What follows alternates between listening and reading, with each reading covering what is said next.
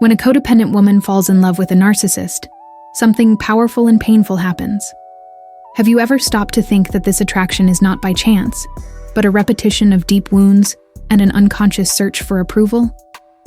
It's almost an emotional trap, where the cycle of abuse and manipulation feeds emotional dependency, and she ends up getting lost in toxic relationships that seem to have no way out. The most shocking thing? What seems like love is often just a mask to maintain a cycle of suffering. In this video, you'll understand exactly why this pattern repeats itself, and above all, how to start freeing yourself from it today. It's almost like an invisible magnet. The codependent woman, often without even realizing it, feels an almost magnetic attraction to that narcissistic man. And no, this doesn't happen by chance. There is emotional programming going on behind the scenes. A deep need to be validated, recognized, loved, which connects directly to the narcissist's seductive and manipulative game. It's as if the wound of rejection has finally found someone who, at first glance, seems to have exactly what they've been searching for all their lives. And do you know what's most cruel? This beginning of a relationship usually seems perfect. He appears as that charming, attentive man who sees you, who validates you, who makes you feel special, something she may never have really experienced. But this surrender isn't actually love. It's bait. The narcissist perceives emotional fragility, smells emotional dependence, and begins to feed on exactly that. And without realizing it, she feels alive, wanted, recognized. But in reality, she's entering a dangerous cycle. And that's when the cycle of emotional addiction begins to take hold. Because, for a codependent woman, that intense love, full of promises and attention at the beginning, activates old emotional memories, linked to her affective neediness and her unbridled search for love and belonging. And even though deep down something sounds strange, she doesn't realize it. After all, her brain has been conditioned to confuse intensity with love. And that's exactly where the narcissist's psychological game begins. At first, everything seems like a dream. The narcissist puts this codependent woman on a pedestal. It's that bombardment of love, messages, promises, attention. She feels chosen, special, seen. And for someone who carries wounds of rejection, abandonment, and an extremely fragile self-esteem, this is like receiving what you've always dreamed of. The idealization phase is addictive. It feels like love. But in reality, it's the perfect hook to get emotionally hooked. But suddenly, without her understanding, everything changes. He starts to distance himself, criticize, ignore, and devalue her. That woman who used to be perfect now never seems to get it right. There is silence, coldness, disappearances. And this is where the emotional collapse begins. She desperately tries to go back to the idealization phase. She tries hard, gives in, writes herself off, believing that if she does a little more, he'll go back to the way he was in the beginning. But this game only fuels the abusive cycle even more. And just when she thinks it can't get any worse, along comes the discard. It could be a sudden disappearance, a betrayal, a cold and cruel breakup, or even a breakup full of accusations, where she takes the blame for everything. And you know what's even crueler? Even after all that, if he reappears, she comes back. Because her brain has been conditioned to believe that that initial love still exists, and she'll fight, sabotage herself, cancel herself out, just to try and rescue something that in reality was never real. Behind every codependent woman, there is an untold story, and often full of pain. In most cases, she grew up in an environment where love was conditional. Cold, absent, controlling, or even emotionally neglectful parents made her believe from an early age that she had to work hard to be loved. That love wasn't something given, it was something you had to earn. And that's how she, without realizing it, carries this emotional script into adulthood. She has become accustomed to normalizing crumbs, to accepting little, to being content with any sign of affection, even if it comes mixed with pain.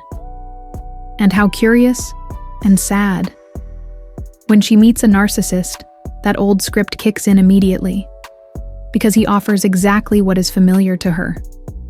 A game of intermittent validation, where she constantly feels like she has to prove herself, give herself away, annul herself, all to maybe feel loved. And this dynamic activates all the emotional wounds she's been carrying around since childhood. From the outside, it seems crazy for her to accept so much pain in a toxic relationship. But for her, there is a hidden emotional logic there. She's not just fighting for this man, she's actually fighting for the validation she never received, for the love she didn't have in her childhood. That's why she can't just leave. Because it's not just about him. It's about the wounded child inside her, desperately trying to be seen, loved, and accepted. Something she never received, but insists on seeking in the wrong places. Narcissists don't choose codependent women by chance. He sees, almost instinctively, those who carry a thirst for love, a hunger for validation, an open emotional fragility. And he knows exactly how to use this to his advantage. At first, he offers her everything she's ever dreamed of: attention, affection, presence, promises. And that's when the bond is formed. Only little by little, he starts to take it all away. And she enters a cycle of desperate searching for that man who seemed so perfect at the beginning. This game is cruel, but it works. Because when he disappears, ignores her, turns cold, or applies the famous punishing silence, her brain goes into a state of alert. It's as if her nervous system understands that she has to do everything she can to win back that affection that was taken away. And so she submits, nullifies herself, bends more and more. This kind of intermittent reinforcement, where 1 hour he offers love and the next, rejection, is literally addictive. It creates emotional dependency. And she gets stuck, as if trying to solve a puzzle that will never fit together. And the cruelest thing about it all, the harder she tries, the more he realizes the power he has. So he plays even harder. He uses manipulation, indifference, subtle control, gaslighting. And all this feeds the abusive cycle. She lives in the illusion that if she does more, if she's more understanding, more loving, more patient, maybe he'll go back to being the man he was in the beginning.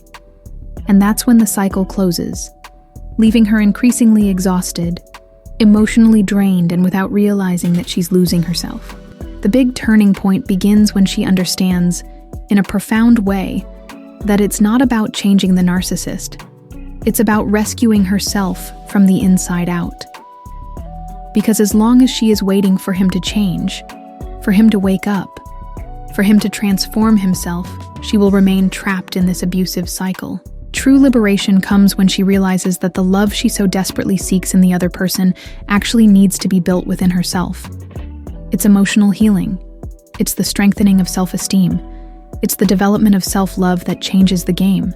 In practice, this means looking courageously at one's own wounds, recognizing the traumas, the patterns of insecure attachment, and understanding that emotional dependence does not define who one is. Therapy, support groups, books on self-knowledge, meditation, self-care practices, all this becomes food for the soul. And little by little, she begins to realize that she no longer needs to accept crumbs, that she no longer needs to beg for love, nor live trying to be enough for someone who will never be willing to commit emotionally.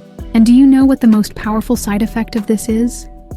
The stronger she becomes, the more she develops emotional intelligence, self-confidence, and clear boundaries, the less she is attracted to this kind of toxic relationship. The cycle of self-sabotage begins to break down. She understands that she does deserve to live in a healthy relationship, where there is respect, care, partnership, and real love, without having to annul herself, without having to be less, without having to carry on her back the impossible mission of fixing someone who doesn't even want to be fixed. When a codependent woman begins to realize the cycle in which she is trapped, a real opportunity for transformation arises. Is she ready to break the chains of attachment and seek self-love? The kind that doesn't depend on external validation or the narcissist. Ask yourself, how long will you accept emotional crumbs? You deserve much more than the shadow of the abusive cycle and manipulation. The invitation here is for her to become the protagonist of her own story, setting clear emotional boundaries and recovering her lost self-esteem. Is she willing to free herself from this destructive pattern and finally love herself without fear? What will your life be like when emotional dependence is replaced by autonomy and self-confidence? If you've recognized yourself at any point, you're not alone. Share your doubts and experiences here in the comments. Let's grow together on this journey of self-healing.